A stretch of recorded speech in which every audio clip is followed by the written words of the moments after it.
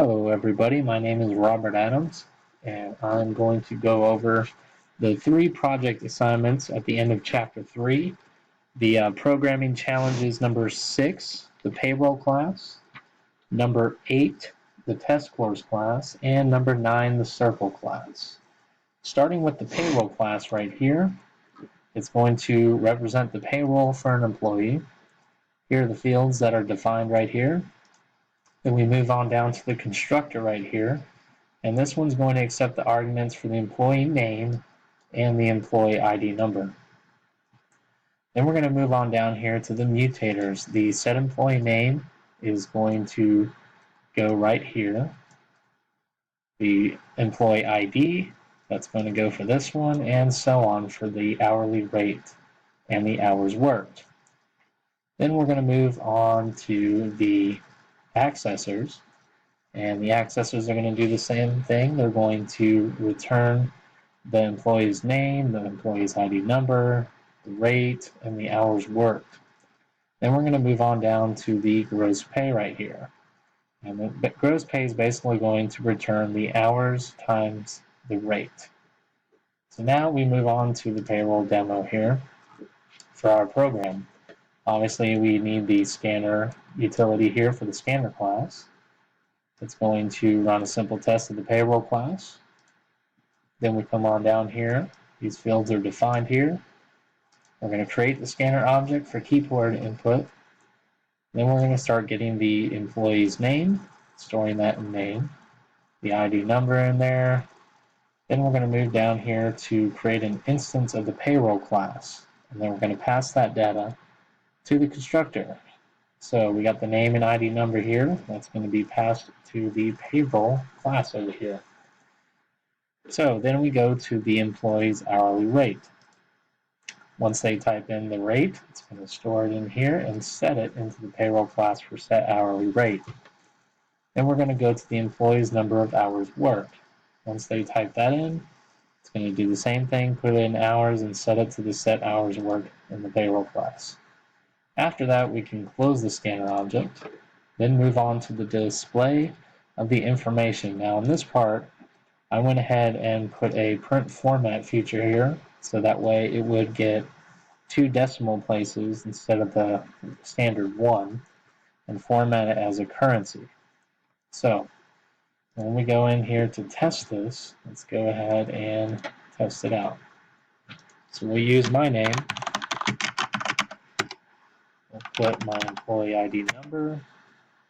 Let's say $20 an hour for a full work week of 40 hours. So Robert Adams, employee number 12345, made $800 in gross pay. Let's go ahead and test it again.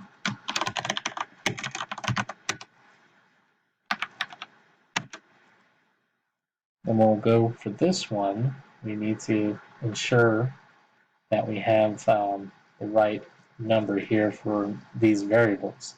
So for the rate, we can go ahead and put in any random number here, but for the hours worked, we have to put in an int and make sure for this assignment that we put in an int. So let's go ahead and put 38 for that integer. So Robert Adams, employee number 123, made $703.38 in gross pay. So this program came out good. Now we're going to move on to the test scores class. So the test scores class represents the test scores for a user. So we're going to get the fields defined right here, move on to the constructor, and accept the arguments for these 3 scores. So we got score 1, 2, and 3. They're going to be the same thing for themselves here. Move on to the mutators. Set the score for 1 and put it as a double. Set it there. Do the same thing for score 2 and score 3. Then move on to the accessors to get the score 1 and return them. Score 2 and score 3 are the same. Then finally we get down to the average. So we're going to return the average of the 3 score fields. We're going to get the average score by adding all 3 scores and dividing it by 3 and returning that. So let's move on to the test scores demo program. Obviously we need the scanner again. It's going to run a simple test of the test scores class. The fields here are defined. Scanner object is set in place here. So for this one, all we're going to do is get the first score, have it ask the user enter a score, put that in test 1, do the same thing with the second and the third scores, and then close the scanner. Then we're going to create an instance of the test scores class, pass data as arguments to the constructor. So test 1, 2, and 3, they're going to go into the test scores class from the test scores class over here. Then when we come down to display, we're going to display the user's average rounded to 1 decimal place. So again, I use the print format feature here with 1 formatting space, so that way it makes sure that it formats it in the right spot. So let's go ahead and run this program.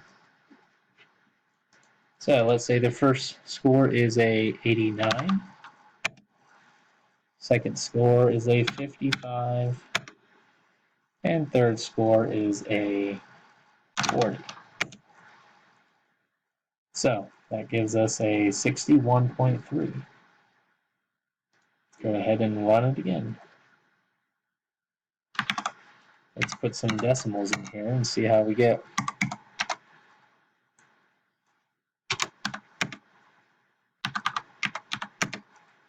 $86.5. And this program seems to be good to go. And the last one here, the circle class. The circle class basically just represents the circle's dimensions. The fields are here defined. We got pi right here that is set to that standard number. We got the radius. We're going to move on to get the constructor to accept the radius of the circle as an argument. So it's going to accept itself. And then we move on to the mutator.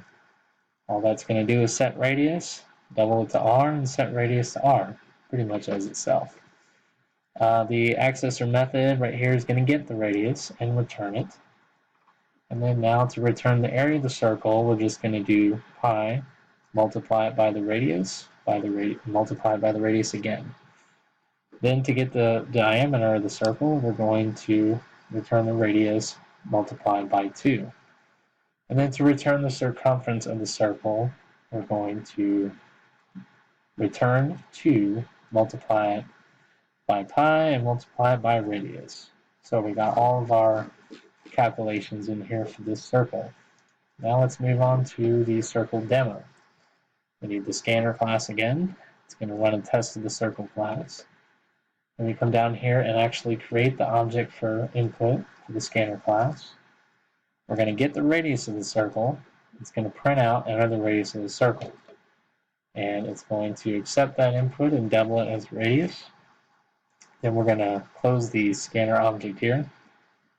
Then we're going to create an instance of the circle class and pass that data as arguments to the constructor. So we're just going to take that radius and pass it over to the circle class over here on that one. After that, we're just going to display the circle's area, diameter, and circumference. So let's go ahead and see. It's going to print this line out and get the area from the circle class there. Print that one, get it from there, and then print that one and get it from there. So let's go ahead and test it out and see. Let's just do 15.5. So the area of the circle is this long number. The diameter of the circle is this number, and the circumference of the circle is that number. Let's go ahead and try one more. And just do 10. And it gives us a little bit smaller numbers here, but same thing. Everything seems to check out. So that concludes my narration of this project, last 3 projects for Chapter 3. Hope you all enjoyed it. Thanks.